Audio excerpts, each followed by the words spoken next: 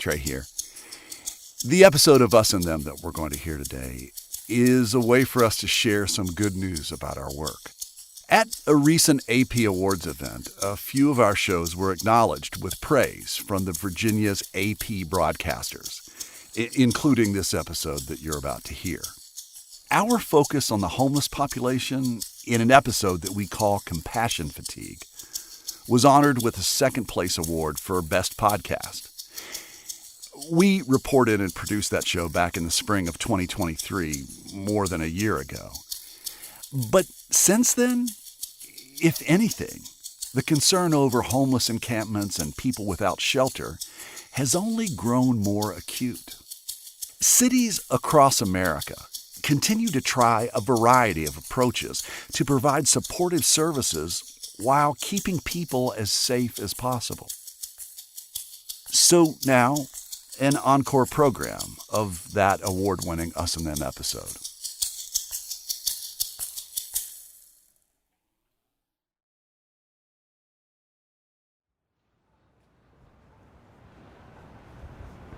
So I'm walking down Virginia Street in Charleston, West Virginia, and I'm right near the First Presbyterian Church. This is the church that I grew up in. I was baptized in this church.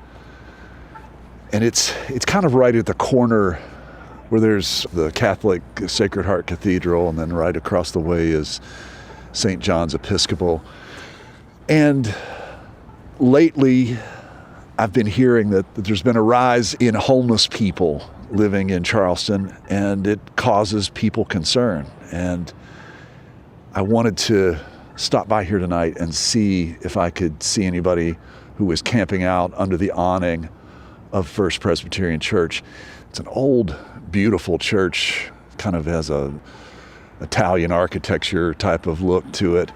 In the front of the church here at about 11 o'clock on a Friday night is lit up with floodlights. And at the foot of those columns, you see sleeping bags and belongings that belong to some homeless people who are camping out for the night.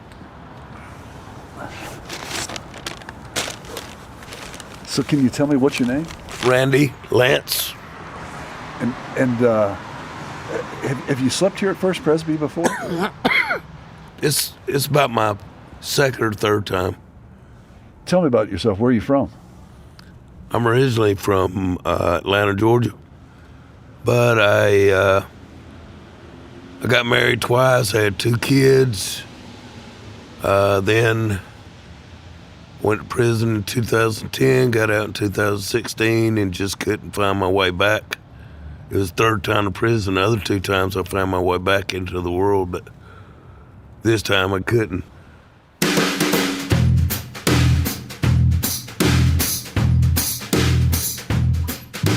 I'm Trey Kay, and from PRX and West Virginia Public Broadcasting, you're listening to Us and Them, the show that tells the stories about the things that divide us.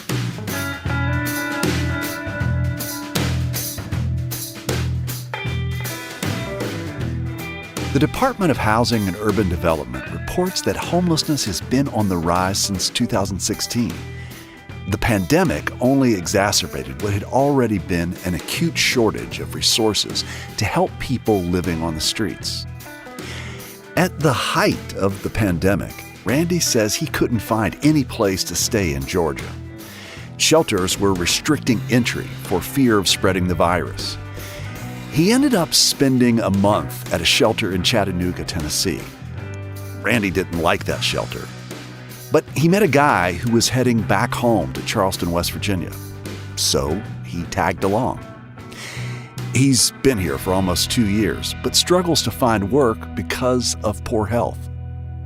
I've got all kinds of arthritis problems, and I've got all kinds of problems. So, no, working's over, it's over. I don't have any money, and I don't have my Social Security, so I don't have any money. So I'm like stuck like Chuck in the middle, you know. So I'm just being homeless. Randy just turned 61. He can't draw on his Social Security yet. On this January night, The low temperature was 30 degrees with northwest winds. I should add that I brought food to offer anyone I found sleeping outside on this night. Right now, I'm not cold because I'm covered up with a blanket and everything. Yeah, but when you walk out in and stuff like that, it's colder, yeah. So what do you do in the day? They let us stay there. They usually kick us out of there at 9 o'clock over there where they feed us. St. John's. Over at St. John's? Episcopal Church. But since it's so cold, they let us stay on. Lunch then starts at about 11:30. It gets over with at 1, so we get to stay from like 6 in the morning till 1 o'clock. After that, we have to leave and usually just go sit somewhere at the park or somewhere and wait for night to start rolling over, go to our spot we picked to sleep at, and do it again. So tell me about surviving. I mean, right over just across the street is St. John's, and they have the Man a Meal program where you can eat. Oh, yeah. St. John's Church is great. They feed us. You can talk to somebody if you want to. But people that aren't homeless have no idea what we have to go through to be homeless. They have no idea. They need to be homeless for about a week to see how it is to be homeless. That way they would not be so rigid at us, okay? They look at us like they think we're murderers or something. Yes, a lot of us are felons, I am, but we've tried to change our life. But we may have changed it, but we still can't come out of it. You know what I'm trying to say? How are just the normal, everyday people that you meet in Charleston, how do they treat you? On the norm, there's some that are real nice and everything, but the Sacred Heart, mothers and fathers and stuff,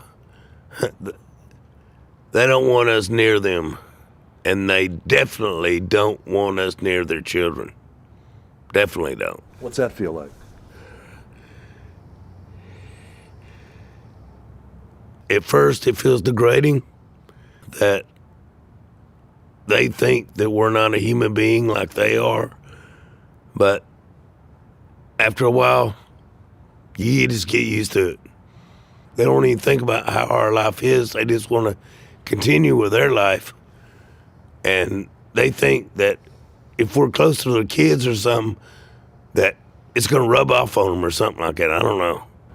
Well, I would think that maybe they think that you're going to hurt or harm them or abuse them. Yeah, or that, yeah.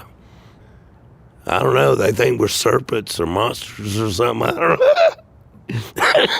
I don't know. And you feel like they're in one country and you're in another country. We're segregated. From coast to coast, communities large and small are struggling to provide shelter to people without housing. In November, the mayor of New York City announced a program that would institutionalize homeless people with mental illness. More recently, the mayor of Los Angeles pledged to transition 17,000 people off the streets within a year. In Charleston, West Virginia, approaches to address homelessness have created us and them divisions within divisions. Churches allowing overnight tents on their property see some of their congregations unhappy with that move.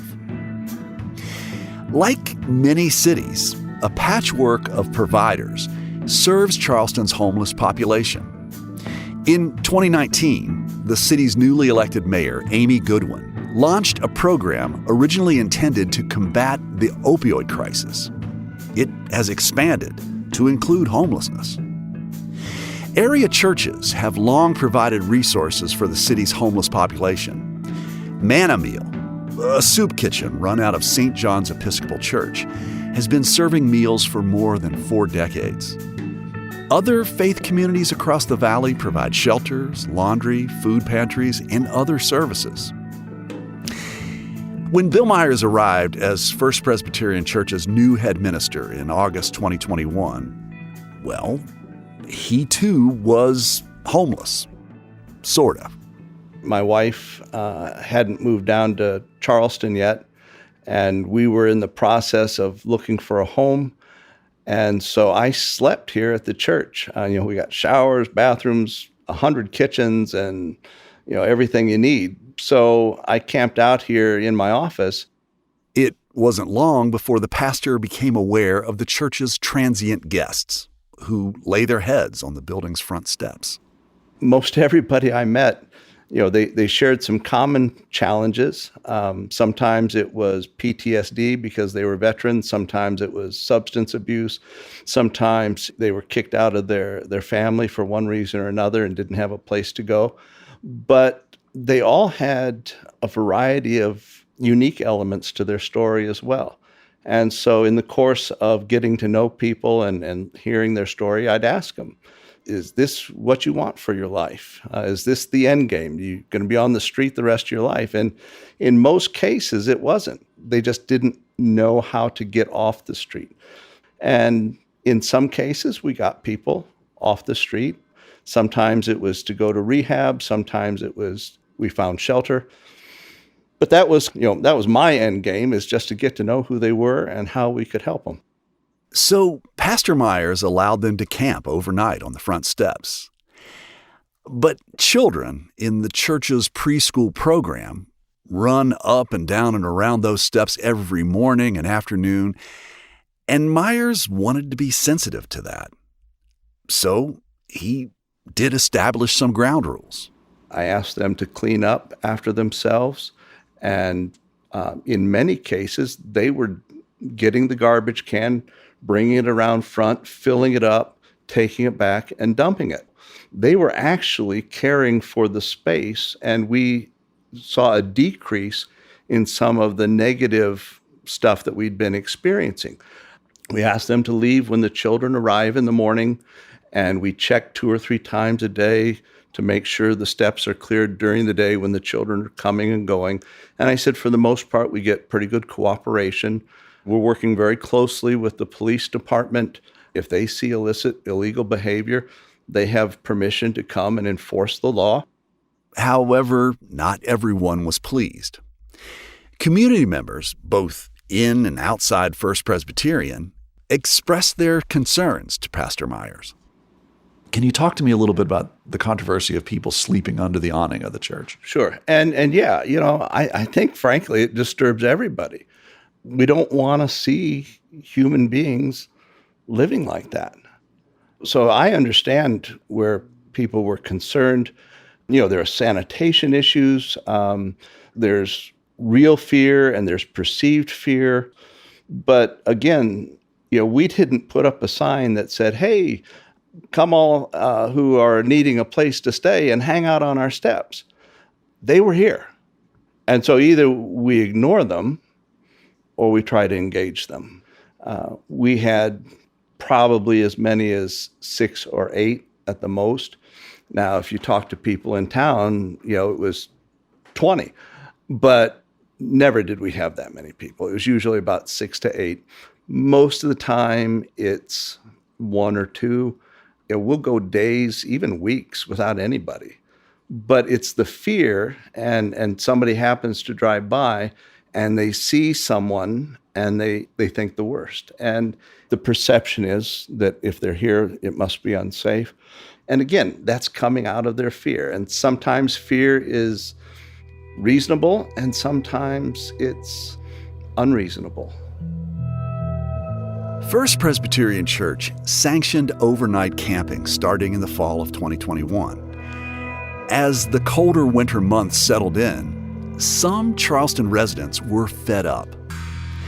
By February 2022, homeless encampments had become a focus for the West Virginia House of Delegates. House Bill 4753 would target homeless encampments, including those outdoors and others consisting of tiny homes. Those located within 1,000 feet of a school or licensed child care facility for young children would be deemed a public nuisance. Pastor Myers responded from the pulpit. Fear tells us We must keep those people, whoever they are, away. Fear tells us we can't go into those neighborhoods. And we have to keep those people from coming into our neighborhood. Fear tells us those people are the problem. But faith tells us something different. Faith tells us, like it or not, those people are members of our community. In Christ, they are members of our family.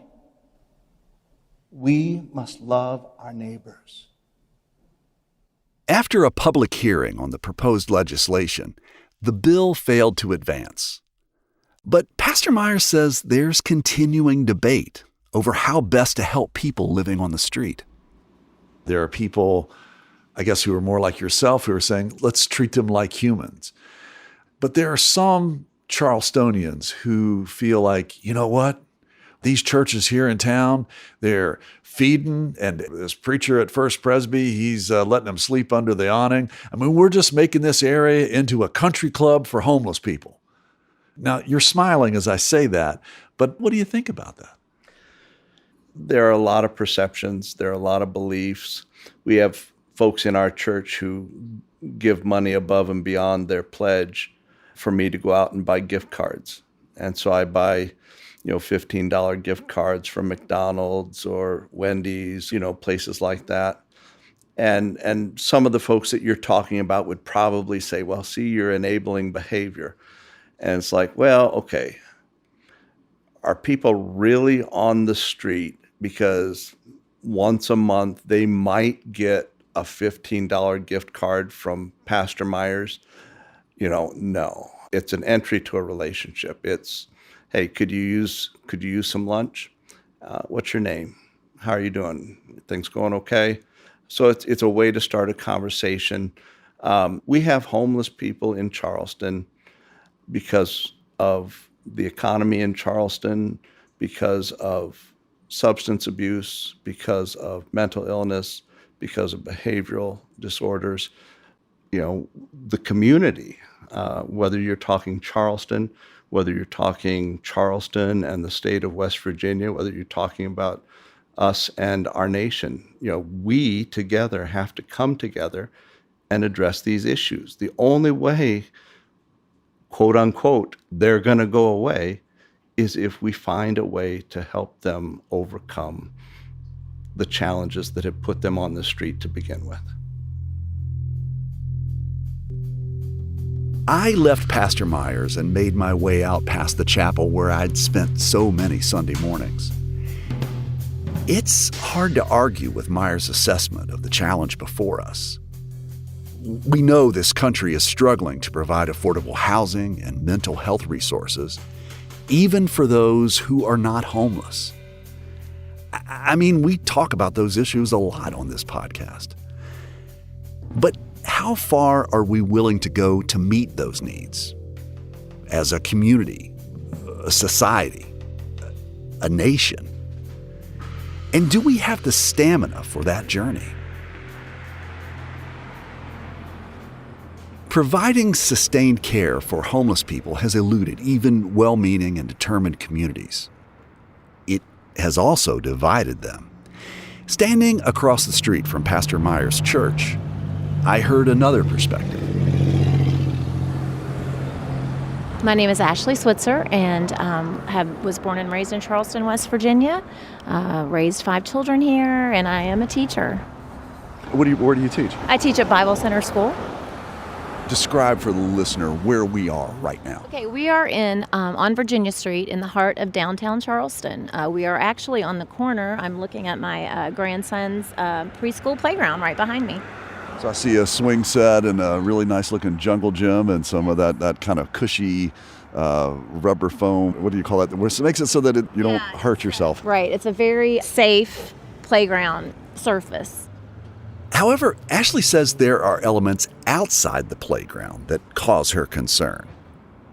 there was a group of parents from this school right here, Sacred Heart, who actually called for a meeting with the mayor of our town because of instances with homeless or criminal vagrants on school property, near school property, banging on parents' car doors, children in the back screaming. There have been children playing on this actual playground where homeless people will threaten them.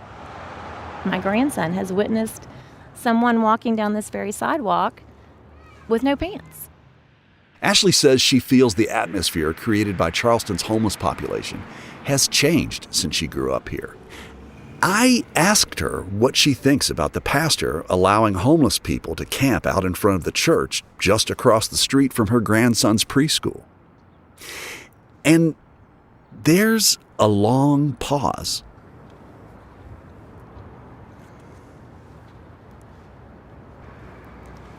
When you're right to live however you want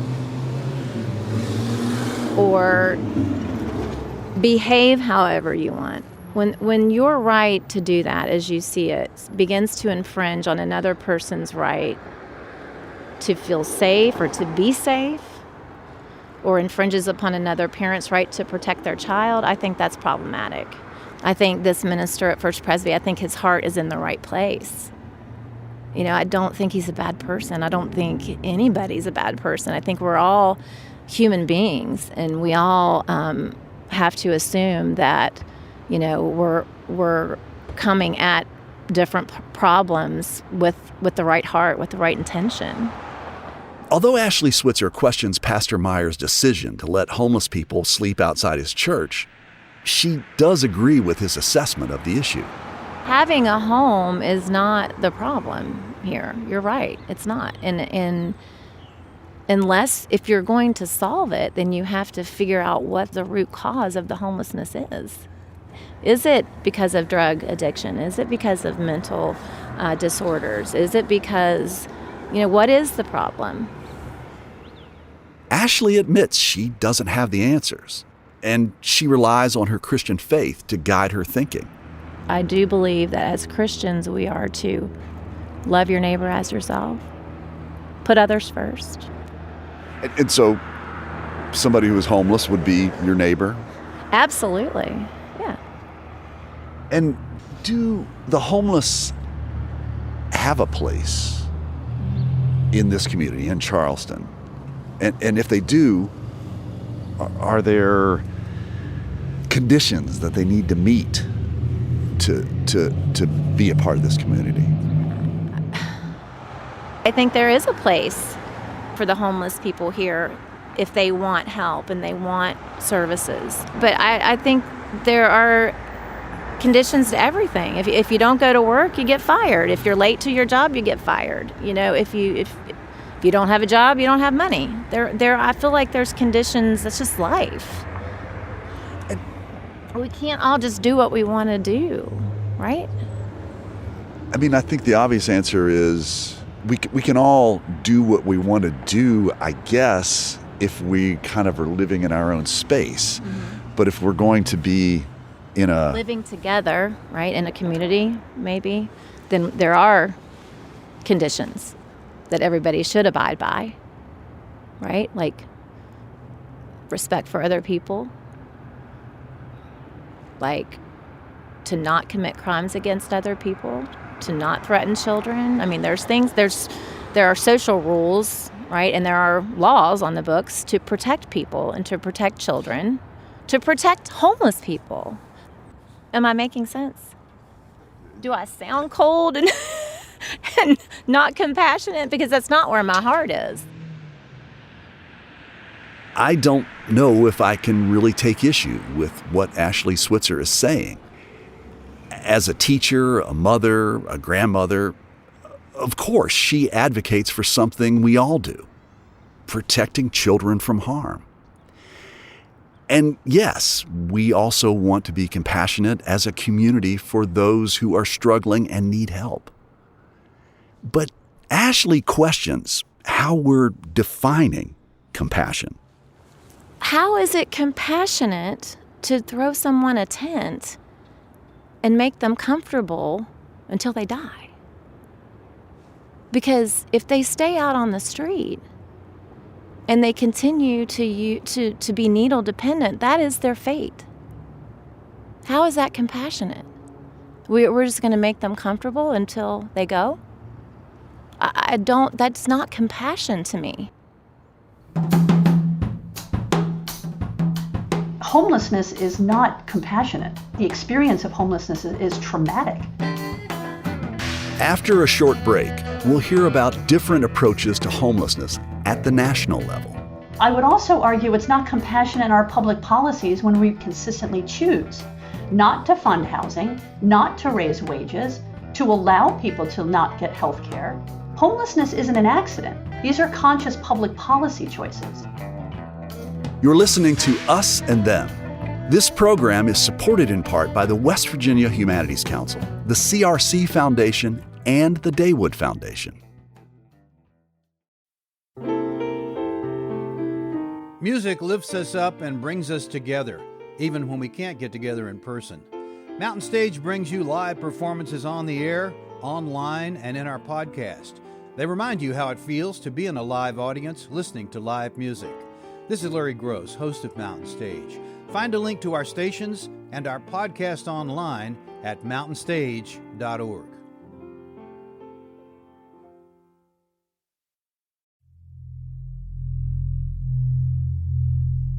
Hey, Trey here, and you're listening to Us and Them from West Virginia Public Broadcasting and PRX. Every year, the United States government attempts to count the number of homeless people in the nation. On a single night in January, representatives of the Housing and Urban Development Department take what's called a point-in-time count. There were 582,000 people who were homeless. 40% of them were unsheltered, meaning they were living on the street. Barbara DiPietro is the Senior Director of Policy for the National Health Care for the Homeless Council. She oversees their federal advocacy and policy analysis. And that is one of the highest percentages of unsheltered that we've ever seen in a point in time. The report breaks down numbers by state, urban versus rural, and the numbers of those who are sheltered versus unsheltered. California has the highest number of homeless people, and 76% of them are living unsheltered. However, in some states like Vermont, Maine, Wisconsin, and New York, more than 90% of homeless people are provided shelter. DiPietro says there are different factors at play.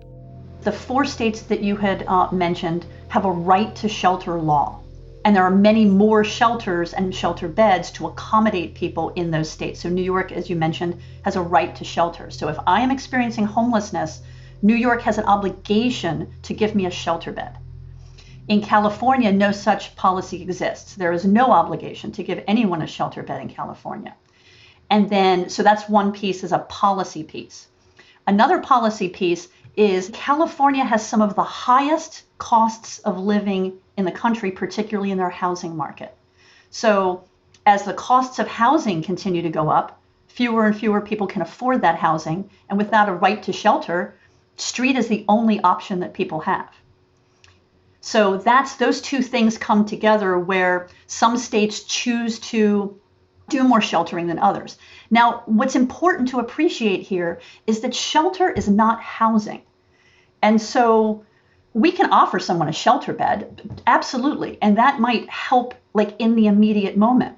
But shelters don't do anything to end homelessness. And when we think about this from a public expenditure, it costs us $1,000 a month to put someone in a shelter, and we can't give them a housing voucher for $1,000 a month.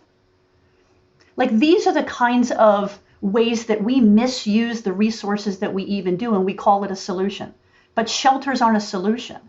And so I would also say that what do you imagine happens in most communities when you want to propose to build a homeless shelter?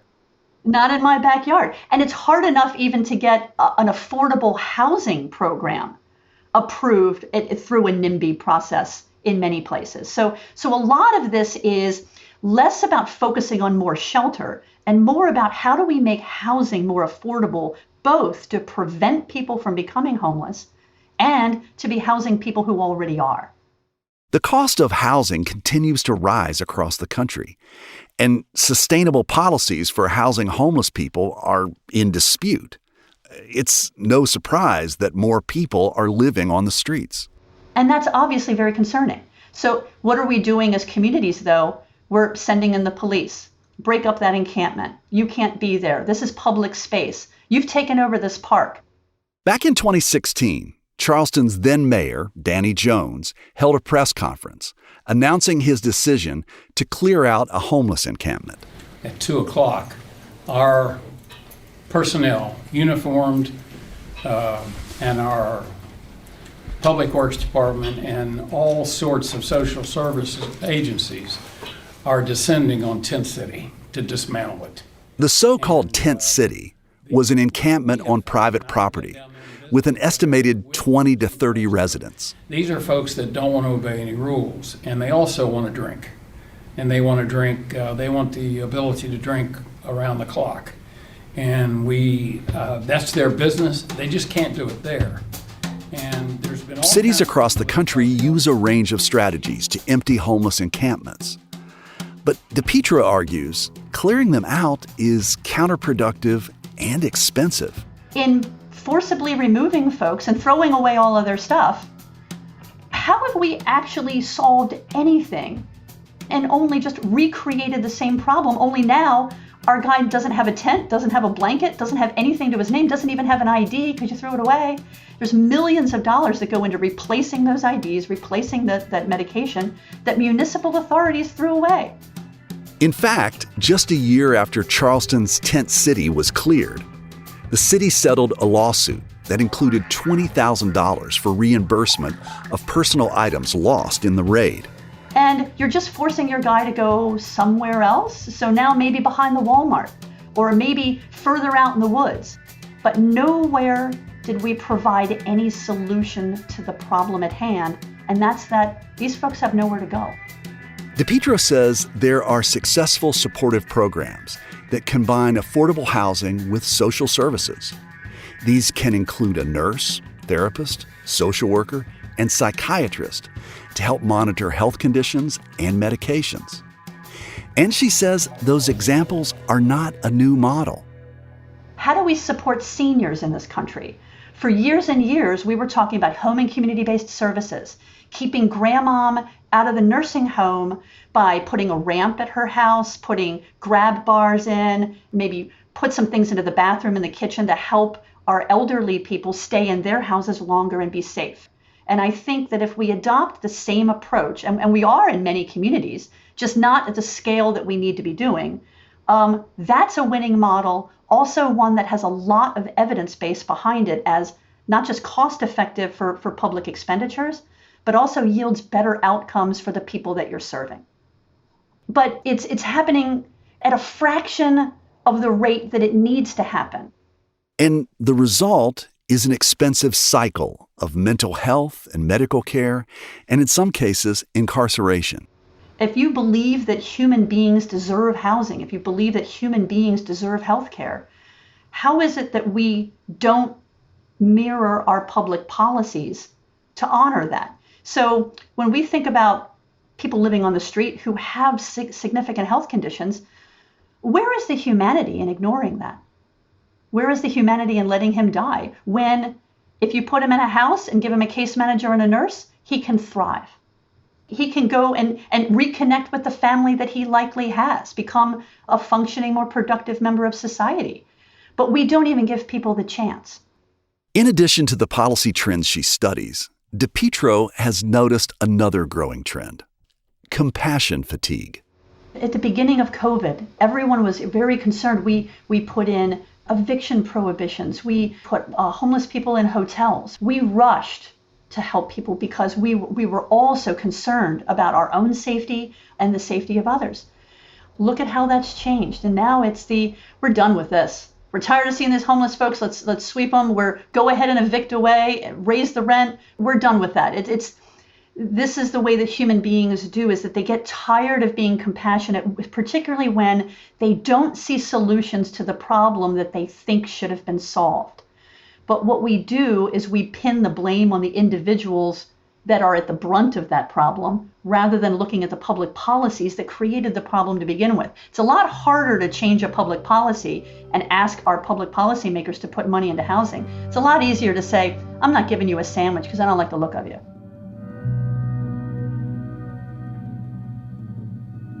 But since the problem seems to be so multifaceted, layered, and often entrenched, is compassion enough? So it's one thing for me as a human being to another human being on the street. But what does compassion look like in our healthcare policy, in our housing policy, in our drug policy? What does compassion look like in our law enforcement? That's where we need to focus, is in those macro level system responses, because that's what's going to solve homelessness.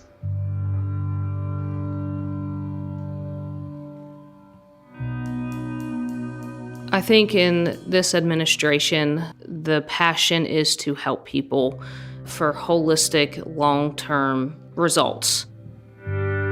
That's Taryn Wary, director of the City of Charleston's CARE program, or Coordinated Addiction Response Effort. There's funding that has been secured to help people for long-term fixes, not just in and out of this program or that program. What do we need to do for sustainability so that we're not just continuing to, run around the hamster wheel? We're figuring out long-term solutions and getting that person off the streets or healthy and in long-term recovery or whatever it is.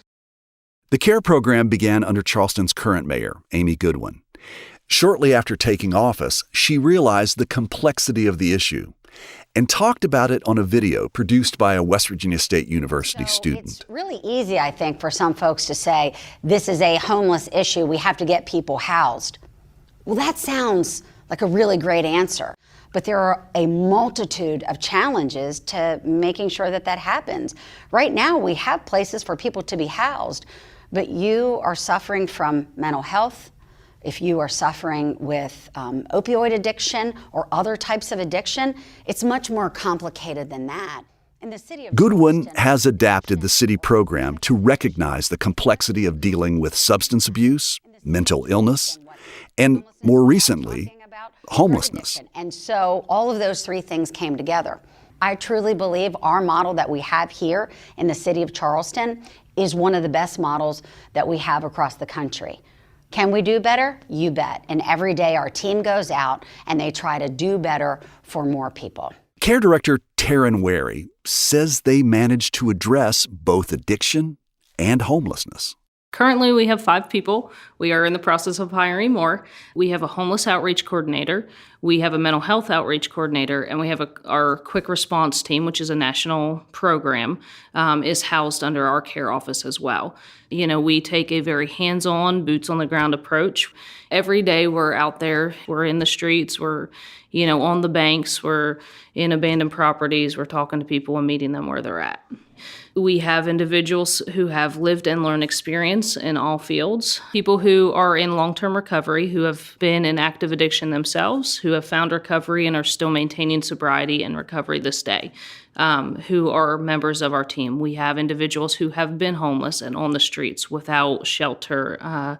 We have individuals on our team who have and do suffer with mental illness. I think you automatically gain respect with somebody when you can personally talk to them about your experiences.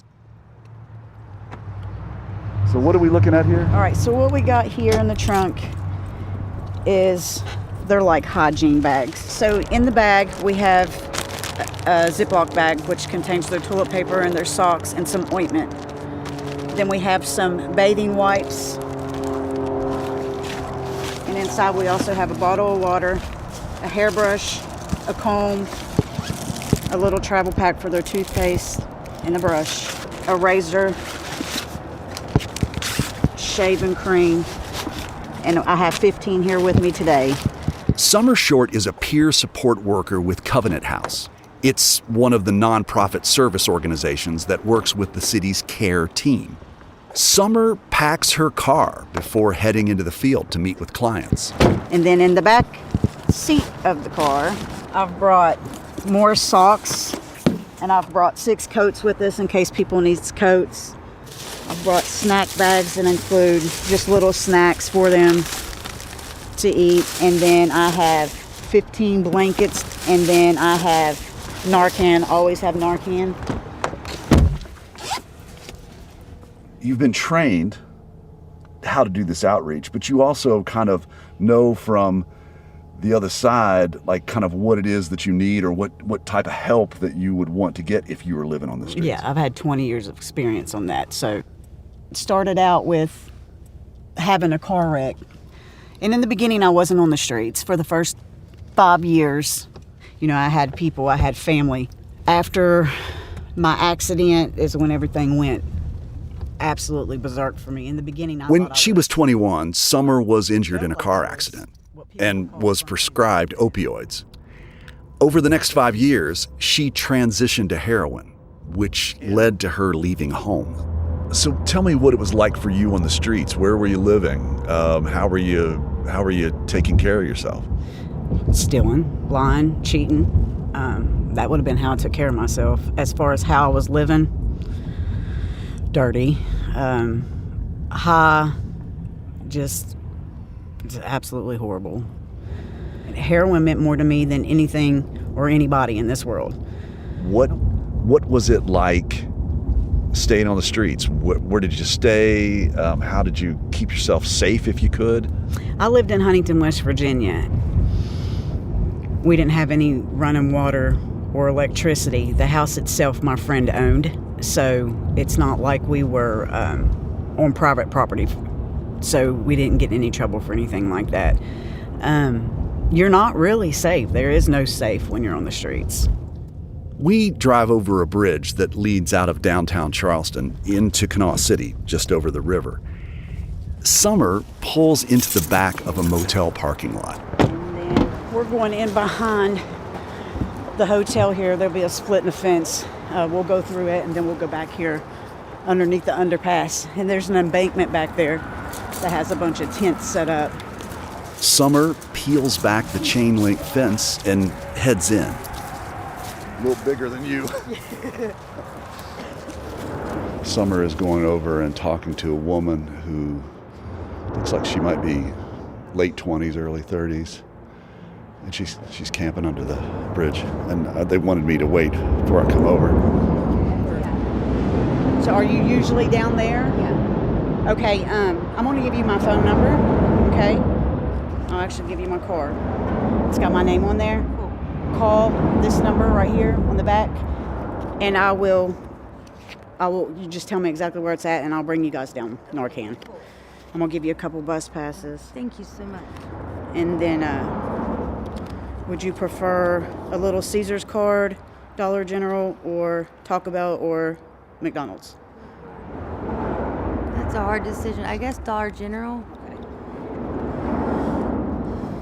There's a $10 card. That's how I'll get my daughter's Valentine's right there. Thank you so much. Now, this is Charlie. You want to speak with you for a moment? Can I talk to you for a second? Mm-hmm. Can I sit down next to you? Yeah.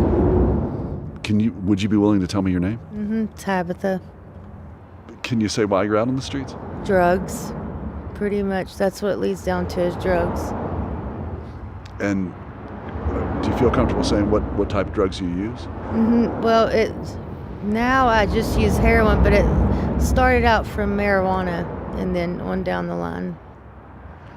Do you want to recover? Or Yeah, I do. I cry every day trying, but it's so hard, It's so hard to just get off of it with no support system. So 2 years you've been living on the street? Yeah. I would feel like you'd feel unsafe. At times you do, but you just adapt and get used to it. You have to. When do you think you've had enough? I don't know. You think I've had enough. I feel like I've had enough. I know I've had enough, but I guess it's not enough. Tabitha, I'm grateful that you've taken some time to speak with me. Thank you. You're welcome. Thank you. Yeah, I think there's like 3 or 4 of us down there. Do you careful because the bridge is? Have you been down there before? Okay, the bridge is a little wobbly. Yeah. Listen, you have my card. As we make our way under the bridge to the encampment, I ask Summer how she responds when folks say they just want the problem with homeless people to go away. These people that are going through the issues that they're going through that needs help, they are part of the community. We all make one big community. And if we don't stick together, none of the problems are going to get solved. If you believe in somebody and you show them that it's possible and you give them hope, you give them something to fight for. I feel like I'm trying to take away from the problem, not add to it. If you have someone out here who doesn't have anything to eat, they have no clothes to put on their back, it's our jobs as humans, common courtesy, to help one another. Not because they're a drug addict or because they're dirty or because they're a criminal. They're your brother and sister. You're supposed to help them. We're human. That's what we do. So here we are. I'm over there. It looks like there's two kind of like little camping tents. So how many people are living here? There's two right there. The one, Tabitha, that we just spoke to, she lives in a little tent there. There's one farther down that has, I think, 4 people, but they're not there right now. During the day, they're out and about. They usually don't come back until night. And what they would perhaps go into Charleston or some kind of populated place to... They're out doing their hustle to get their money together so they can get better. And hustle means steal, or it could be sex work, or it could... Whatever they have to do. And is this the type of place that you would have lived? I mean, if it would have came down to that, absolutely. It never... Is this pretty bad? Is this... I would say this is pretty bad, but for me it was a bandos. For some reason I felt safer there with walls around me. So bandos were like an abandoned building. Yes. New York City, we call them a squat. Yeah. And so, but this, can get pretty daggone cold here in February.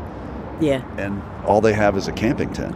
They do. A lot of them, that's like their home. They have a lot of different things in there. They have end tables that they could put stuff on. They have their blankets, their clothes, all that good stuff. So. But were you saying that before that in some ways, you described that some of them were feeling ill, some of it has to do with opioid use, some of it is just they're ill anyway. But were they dope sick? Yes. A couple of them down there were dope sick, but there's a couple of them that also have medical issues that go, that they're taking antibiotics and stuff for, that may be caused from the drug use, but it may not.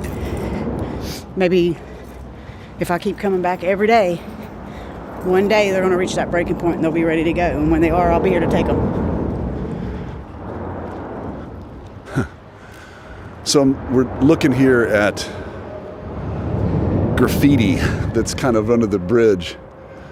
And one thing I'm noticing is the word HOPE. I'm just curious what that means to you. Hold on, pain ends. Say it again. Hold on, pain ends. You always got to have hope. Pain ends eventually, but you got to work for it as well. I mean, sobriety is not something that could just be handed to you. And I think that's what took me a long time, was I always wanted what everybody else had that was sober, but I wasn't willing to work for it.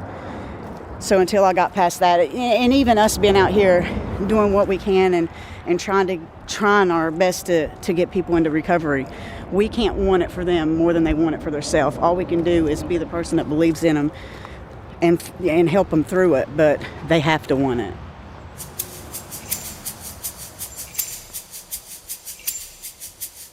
Back at Covenant House, Summer introduces me to one of their clients who's decided he's ready for a change.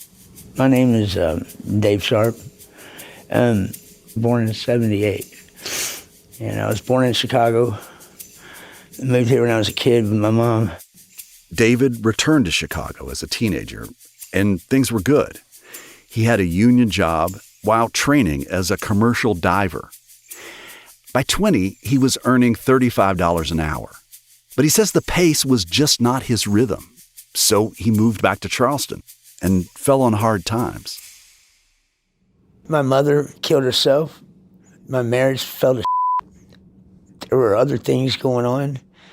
I was struggling with finding a place to live. I was struggling with keeping my bills up. I was, the bedbug epidemic was here. That infested my house. I had to move. I left everything behind. I didn't even take a stitch of clothing. I had a problem with coping and dealing with my grief. But I was given chances. I was given options. I was given all of this stuff, and I chose not to take it, not to accept it, and to do something different. I could sleep out there and fall asleep, and I couldn't do that in an apartment where I had stresses like paying my power bill and paying my cable and paying. I didn't need that right then. I needed some freedom. Last night, where you laid your head to sleep, where was that? I'm staying in an apartment in a house, East Washington Street. And matter of fact, these guys put me through a program that they have that helped me out with my rent, my utilities, and everything that it takes to get started somewhere. And because I have an income, but I didn't have enough to move. I didn't have enough to get started. I didn't have enough to pay a deposit. It's not even designed for me to have that. So these guys know this. These guys here, Covenant House, that was the place that these good folks found for me. And it made me cry whenever they found it.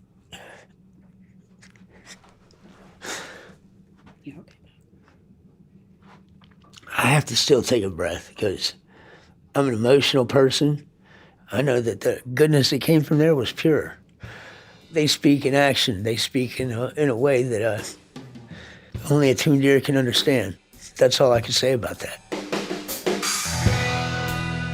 David is just getting set up in his new apartment. But that doesn't mean he's kicked all of the bad habits from living on the street. He says he still uses drugs. My worst addiction is heroin. It takes away my ability to be physical. So I'm stuck with that until I can break free from it. I've just about got it.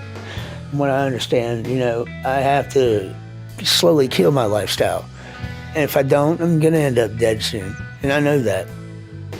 Some people may question that Covenant House would help an active drug user get off the street and secure long-term housing. But with a place to live, David reduces some of his risks. He says what stays with him is the hatred and cruelty people showed him when he was living on the streets. I've had people swerve at me. I've had people throw bottles. Nobody asked for that. Even if it was a choice or not a choice, it doesn't make any difference. I mean, we have just as much right to walk around as anyone else does, live and breathe just like anyone else does. And I would still say we. I don't care that I live in a house today or not. Those are my brothers and sisters out there. I care about each and every one of them.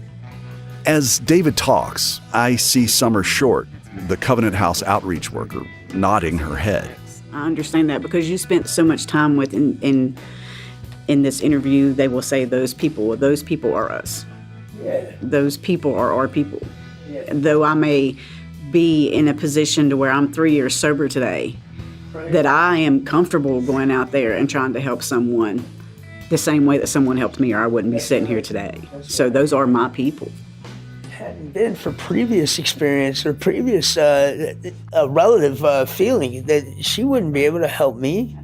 She couldn't. If it weren't for her own past, how could she help me? When you can change the circumstances of someone else's, don't forget to do the right thing, because it could be everything for that person, that individual. It could be insignificant to you, but it can mean the world to them.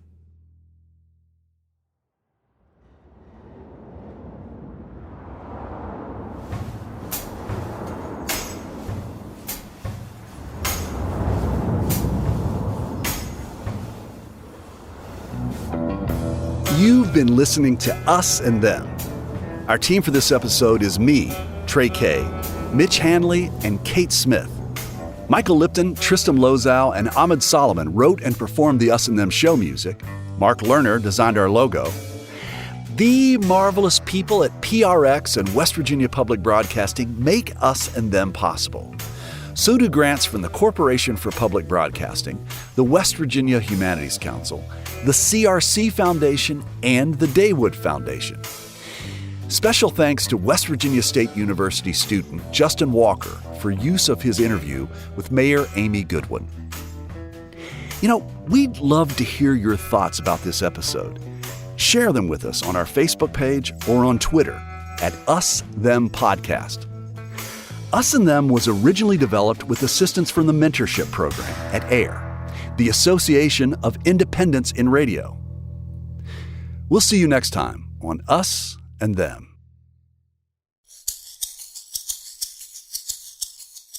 Hey, Trey here, and we've been listening to an encore of an Us and Them episode that was first released in March of 2023. Earlier this year, it received a second place award from the Virginia's AP Broadcasters for Best Podcast.